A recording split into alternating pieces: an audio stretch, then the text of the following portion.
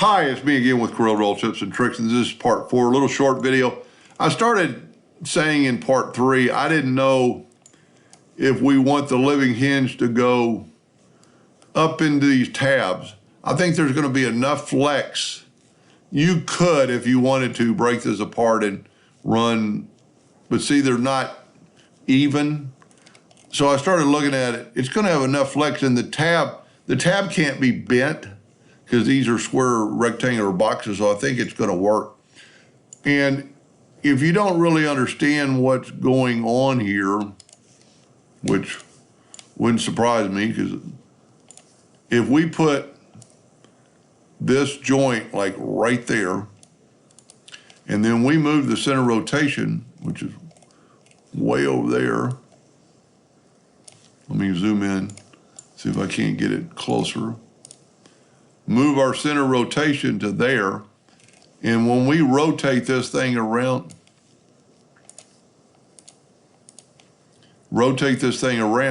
see our other joint's going to fit right in there, and see how they just kind of fit as they go around. Of course, they're going to be curving, so they're going to, I'm guaranteeing this is going to work. You see the joint, a little bit off because of the curvature.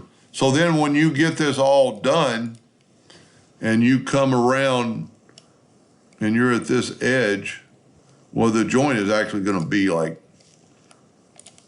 right, on this edge. Your other piece is going to lock in here and be your flat side. And we've got 2 females and 2 males. And I'm almost guaranteeing this will work. I might even try cutting this out in a couple of days and then just make a part 5 and just show people that it did work, because I know the math's right and everything's perfect.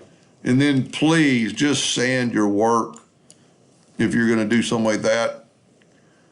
This is actually looks like an MDF product, but sanding it is the key to make it. I mean, this is, somebody posted this, to sell. It's a candy box with something else in it. Maybe these are cupcakes. That's just, I shouldn't show that post off and complain, but just sand your work. I know that was a little bit confusing and long 4 videos, but if you're really interested, it'll work. Hope that helped. Thank you for watching.